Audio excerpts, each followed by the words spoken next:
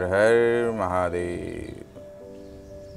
जय श्री कृष्ण। आप सभी को मेरा प्यार भरा नमस्कार। आप सभी यहाँ इसको सुन रहे हैं, एकत्रित हुए हैं, इसको सुन रहे हैं, जीवन पे एक दर्शन डालना चाह रहे हैं, जीवन को जानना चाह रहे हैं, इसीलिए आप यहाँ हैं। क्योंकि दुख जीवन में हमें महसूस होता है। उस दुख को समाप्त करने के लिए जीवन का दर्शन बहुत ज़रूरी है। उसको आप जानने के लिए ये वीडियो देख रहे हैं, उसका आपको साधुवाद, धन्यवाद। आइए शुरू करते हैं हम गीता अध्ययन, जिससे इस समय हम जीवन पे कृष्ण क्या रोशनी डाल रहे हैं, वो कृष्ण के रूप में वो परमात्मा क्या रोशनी डाल रहे हैं, उस पर एक नज़र डाल रहे थे। तो हम चौथे अध्याय में चल रहे थे। चौथे अध्याय का आज हम 33वां श्लोक लेंगे। उससे पहले 32वें श्लोक में एक सूक्ष्म नज़र डाल लेते हैं। जय श्री कृष्ण। एवं बहुविधा यज्ञा वितता ब्राह्मणो मुखे कर्मजान् विदितान् सर्वान् एवं ज्ञात्वा विमोक्ष्यसे। आज का श्लोक है, श्रेयान् द्रव्यमयात् यज्ञात् ज्ञानयज्ञः परन्तप सर्वं कर्म अखिलं पार्थ ज्ञाने परिसमाप्यते। तो जो कल का श्लोक था 32वां श्लोक, उसमें उन्होंने बताया था कर्मों के बारे में कि जो यज्ञ हैं, जिन्हें हम यज्ञ कह रहे हैं यहाँ पे, वो सब हमारे द्वारा किए जाने वाले कर्म हैं। और ये सब कर्म वेदों में बताए गए हैं। ऐसा नहीं है कि वेदों में कुछ और ही बताया गया, वेदों में यही बताए गए हैं। थोड़ी सी भाषा शैली अलग है, बट जब हम उनके सूक्ष्म मर्म में जाते हैं तो वो पूरा एक जीवन दर्शन है। अब वो उसमें ये बताते हैं कि हम जो काम करते हैं, जो वेदों में सारे कर्म बताए गए हैं, वो कर्म कैसे हो रहे हैं, कौन कर रहा है। और ये जान के, कर्मों की इस मूल तत्व को जान के, रियलिटी को जान के, तो उस कर्म बंधनों से हम लोग उस कर्म बंधनों से मुक्त हो जाएंगे। यहाँ पे कृष्ण ये बता रहे हैं। वेदों का सार निचोड़ के उन्होंने गीता में हमें दिया है। तो कहते हैं कि हमारे द्वारा किए जाने वाले सभी कर्म गीता में वेदों में बताए गए हैं, और यहाँ गीता के माध्यम से कृष्ण भी वही बता रहे हैं। वो कहते हैं कि हमारे द्वारा इस संसार में जो भी कर्म हो रहा है, हम जो भी सुबह से शाम तक कर्म कर रहे हैं, कई प्रकार के कर्म कर रहे हैं। कुछ लोग द्रव्यों के लिए, कुछ लोग अपनी इनकम के लिए नौकरी, जॉब, बिजनेस वगैरह कर रहे हैं। कोई किसी की रुचि अध्यात्म में है, वो ज्ञान और यज्ञ कर्म कर रहा है। किसी की रुचि अनुष्ठानों में, जैसे हमारे पंडित पुरोहित हैं, उनकी रुचि अनुष्ठानों में है, वो अनुष्ठान कर रहे हैं, कर्मकांड कर रहे हैं। ठीक है। कुछ लोगों की रुचि योग में है, वो योग कर रहे हैं। कुछ लोगों की रुचि हठ योग में, वो हठ योग कर रहे हैं। हर प्रकार के कर्म उन्होंने यहाँ पे बताए हैं। अब वो कह रहे हैं, इन कर्मों को भली भांति जानकर सच्चे भाव, पवित्र भाव से जब हम इन्हें करेंगे तो हम मुक्त हो जाएंगे। कैसे मुक्त हो जाएंगे? क्योंकि अभी तक हमारा बंधन क्या है? हमारा बंधन ये है कि इन कर्मों को करने वाले हम हैं। अब यहाँ पे वो यही रियलिटी बता रहे हैं कि ये जो हम कर्म, हमारे द्वारा जो इस शरीर द्वारा जो कर्म किए जा रहे हैं, उनका कर्ता जो हम कहते हैं मैंने किया, वो मैं नहीं हूँ। वो कह रहे हैं कि इन सब कर्मों को तू मन, इंद्रिय और शरीर, इनके द्वारा किया जाने वाला जानकर सभी बंधनों से मुक्त हो जाएगा। मतलब आपने जो भी काम, आपके द्वारा जो भी काम किया जा रहा है, वो ये देखिए, सबसे पहले आपके भीतर एक इच्छा उठी, कुछ भी देख के इच्छा उठी, चाहे वो भूख की इच्छा उठी, चाहे वो काम करने की इच्छा उठी, चाहे वो पैसा कमाने की इच्छा उठी, मन में इच्छा उठी। इंद्रियां यानी आपकी ये जो हाथ पाँव जो भी चलते हैं, जिनसे आप कार्य करते हैं, वो उसके बाद ये पूरा शरीर। मन से कोई विचार उठा, बुद्धि में गया, बुद्धि में सीधे जाके ब्रेन ने उसके दो फाड़ कर दिए, बुद्धि ने, एक अच्छा एक बुरा। आपने जो आपका जो भाव था मन को लेके, उसको आपने जैसा वैसा ही वो क्रियान्वित हो जाता है। हम जैसा मन में विचार उठा, उसमें जो भाव हमारी बुद्धि से पहले जो हमारे वासनाएं थी वो उसमें लिप्त होती हैं। मैं से अहंकार की का मैं, लालच का लोभ, मोह, क्रोध, काम, ये सब उसमें जुड़ जाते हैं। जिस भी प्रकार का वो काम होगा, कोई पैसों का होगा तो लालच जुड़ जाएगा और अहंकार जुड़ जाएगा, कोई मोह की चीज़ होगी उसमें मोह जुड़ जाएगा, कोई तमस की चीज़ होगी उसमें मद जुड़ जाएगा, कोई क्रोध, कहीं पे थोड़ा सा भी मैक्स अहंकार से, अहंकार के लिए, इस मैं की मूर्ति के लिए कोई किसी ने कुछ कह दिया, क्रोध पकड़ लेगा। और फिर वो जो भी बुद्धि में पकड़ता है वो सीधा आता है इंद्रियों में। इंद्रियां यानी हाथ पाँव और मुख, जिह्वा, जनेंद्रियां, इन सब में वो सीधा ब्रेन इंस्ट्रक्शन भेज देता है और ये शरीर वो कार्य कर देता है। इसमें तेरा कहीं रोल नहीं है। वो अर्जुन को बता रहे हैं, इसमें तेरा कहीं रोल नहीं है कि तू सोच रहा है कि तू अपने संबंधियों से युद्ध कर रहा है, तू उन्हें तू मार रहा है, तू नहीं मार रहा है। लेकिन वो कह रहे हैं कि अब इसमें एक क्रॉस क्वेश्चन ये खड़ा हो जाता है कि जब कर्मों में वो कह रहे हैं कि तू नहीं कर रहा है, तो फिर यहाँ हमें बताया जाता है पाप पुण्य, अच्छा बुरा, फिर ये कैसे हो गया? ये तब होता है जब हम कर्मों को अनजाने में करते हैं। अभी तो आप ये कह रहे हैं कि मैं कर रहा हूँ, जब आप कह रहे हैं कि मैं कर रहा हूँ तो उसके अच्छे बुरे परिणाम में भी आप ही का मन दुखी और सुख होगा, सुख और दुख में फंसेगा, बंधनों में फंसेगा। आप जब ये जान लेंगे भली भांति कि आप नहीं कर रहे हैं, तो इच्छाएं और वासनाएं स्वतः ही दम बंद हो जाएंगी, अहंकार शून्य हो जाएगा, क्योंकि जब वो कुछ करेगा ही नहीं तो वो शून्य हो ही जाएगा, उसकी मूर्ति ध्वस्त हो जाएगी। इसीलिए हम हमेशा, आपने देखा होगा, हर आदमी बढ़ चढ़ के हम लोग क्या कहते हैं, ये मैंने अपने जीवन में ये किया, वो किया, मैंने ये पाया, मैंने वो करा, मैंने इतनी पढ़ाई करी, मैंने इतनी अच्छी नौकरी करी, मेरे बच्चे ऐसे हैं, मेरा काम ऐसा है।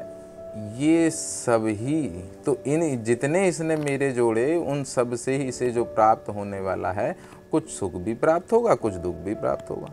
ये नहीं है सिर्फ सुख की खाली सुख ही प्राप्त होगा, सुख भी प्राप्त होता है, दुख भी प्राप्त होता है। हर चीज़ जैसे दिन और रात है, वैसे ये दोनों चीज़ें साथ चलती हैं।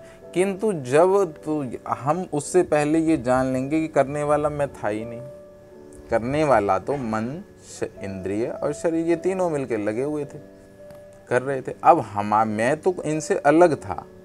मेरा काम क्या था कि जाग के ये देखना कि ये तीनों जो काम कर रहे हैं करते रहने दो, लेकिन उससे किसी का भी इसमें कोई भी वासना ना आ पाए, कोई लालच ना आए, कोई कुछ ना आए। बस ये जो कर रहे हैं उसको नहीं रोकना है, हम उसको हम जो भी इस समय अध्यात्म को जानने जा रहे हैं, ज़्यादातरों को ये कहा जाता है कि अपने मन को रोको।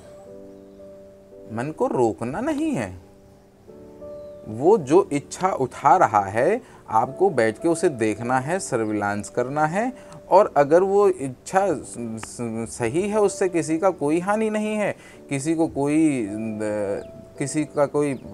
कोई परेशानी नहीं है, किसी के लिए कोई वो बुरा नहीं है, उसमें कोई तुम्हारा स्वार्थ नहीं है, करो।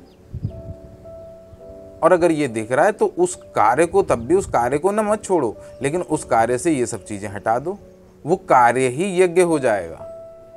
क्योंकि देखिए, यहाँ आदमी किसी को मार रहा है, एक मार रहा है तो वो जुर्म हो रहा है, दूसरा मार रहा है तो उसे इनाम भी मिलता है। एक फौजी अगर किसी को मारता है तो उसे इनाम मिलता है, एक उग्रवादी अगर किसी को मारता है तो उसे जेल मिलती है। क्योंकि फौजी किसी लोभ के लिए नहीं मार रहा, वो परोपकार के लिए मार रहा है, वो देश की रक्षा के लिए मार रहा है। और वो आतंकवादी जो मार रहा है, वो उसके कुछ भाव हैं, कुछ स्वार्थ हैं निज, कि मैं अपने धर्म को बनाऊंगा, मैं इसको बनाऊंगा, मैं उसको बनाऊंगा। आप क्या बनाएंगे? आप कर ही नहीं रहे हैं, ये तो खाली मन की क्रियाएं हैं। आपको तो बैठ के इनको देख के इनको शुद्ध करना था। तो वो कह रहे हैं कि जो भी इस प्रकार शुद्ध करके अपने कर्मों को करता है वो जन्म मरण के फेर से छूट के उस परम परमात्मा के प्रेम स्वरूप में स्थित हो जाता है। अब अगले श्लोक में उन्होंने कहा, हे परंतप, द्रव्य यज्ञ से ज्ञान यज्ञ श्रेष्ठ है। हे पार्थ, अंततो गत्वा सारे कर्म यज्ञों का अवसान दिव्य ज्ञान में होता है। अब इसको जरा समझें तो ये कह रहे हैं कि जो जितने भी यज्ञ, जितने भी कर्म हम कर रहे हैं उसमें द्रव्य कर्मों से ज्ञान कर्म ज़्यादा श्रेष्ठ है। कैसे? अब द्रव्य कर्म क्या है? द्रव्य कर्म क्या है? द्रव्य कर्म ये नहीं है कि हम ऑफिस जाके हम ये बिजनेस कर रहे हैं तो ये काम निकृष्ट है। जी नहीं, यही गलती हो गई कि हमें ये बता दिया कि हमें बेकार कमा रहे हो, ये सब माया है, इसको छोड़ दो, इसके तुम विरक्त हो जाओ। कुछ नहीं जी, ऐसा करके कुछ नहीं मिलने वाला। हाँ, उस कर्मों में पैसे का भाव हटा दो।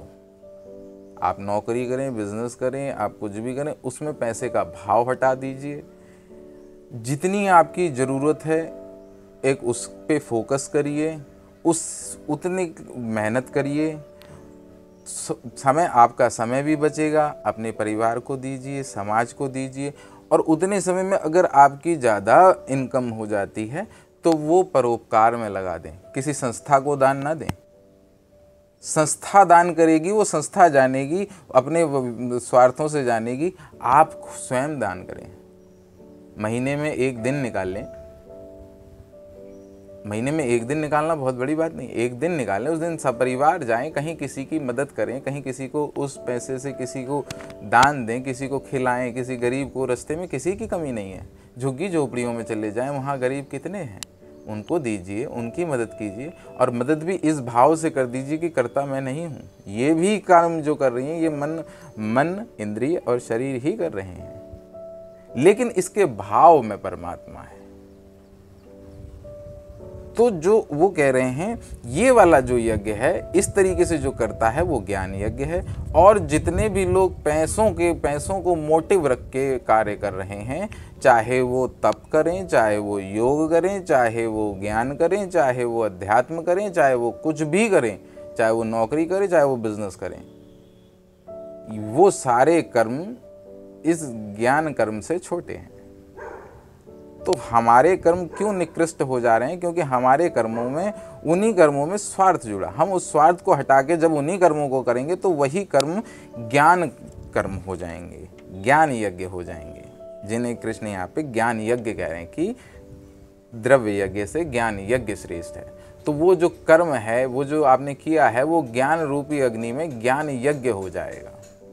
और वो कह रहे हैं इसके अंततो गत्वा सारे कर्म योगों का अवसान दिव्य ज्ञान। क्योंकि अंततो गत्वा देखिए, इस यहाँ जो भी चीज़ है इससे आपको कुछ, आपको इसमें से कुछ चाहिए नहीं है। ये सिर्फ जितनी भी चाहिए वाली जो चीज़ है ये मन को चाहिए। ये ज़रूरतें जितनी शरीर की हैं और इच्छाएं जितनी हैं मन की हैं, और ये दोनों आप नहीं हैं, ये आपके हैं। शरीर आपका है, मन आपका है, आप ये नहीं हैं।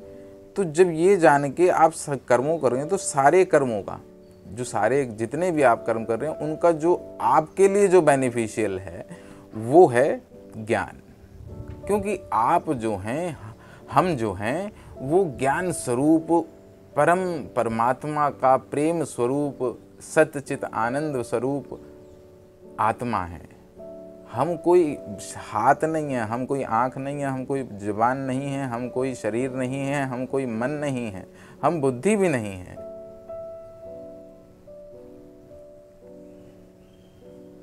जिसको निर्वाण अष्टकम में शंकराचार्य बताते हैं कि मनोबुद्धि अहंकार चित्तानि नाहम न च श्रोत जिह्वे न च घ्राण नेत्रे न च व्योम भूमिर्न तेजो न वायु चिदानंद सच्चिदानंद रूपः शिवोहम शिवोहम सच्चिदानंद रूपः शिवोहम शिवोहम। जो उस शिवोहम को जान लेता है, जो उस अहम ब्रह्मास्मि को जान लेता है, जो इस प्रकार इन कर्मों को करता है, ये कर्मों की श्रृंखला एक दिन उसे उस अहम ब्रह्मास्मि और शिवोहम तक पहुंचाती है। जो उसमें पहुंच जाता है वो आनंद स्वरूप हो जाता है, वो उस आनंद में स्थित हो जाता है। उसके सभी कर्म ज्ञान यज्ञ हो जाते हैं और वो आनंद स्वरूप हो जाता है। आज के श्लोक में मैं यही वाणी को विराम दूंगा। कहीं कोई बोलने में कुछ मर्म देने में त्रुटि रह गई हो तो परमात्मा और आप सबके भीतर विराजमान उसके अंश से मैं क्षमा प्रार्थी हूँ, और वो परमात्मा अगर कोई त्रुटि रह गई हो तो क्षमा करें। और आपसे कल फिर मुलाकात होगी। आपके इससे कोई भी जिज्ञासा हो उसके लिए contact number, WhatsApp number description में आपके लिए दे रखा है, आप उसमें पूछ सकते हैं। और आपकी हर जिज्ञासा का मैं पूर्णतः कोशिश करूँगा कि अंत कर सकूँ, अंत करने का प्रयास कर सकूं, क्योंकि अंत तो आपको ही करना है। आपसे कल फिर मुलाकात होगी अगले श्लोकों में। तब तक के लिए आनंद में रहें, खुश रहें। इसी कामना के साथ आपसे विदा लेता हूँ। हर हर महादेव। जय श्री कृष्ण।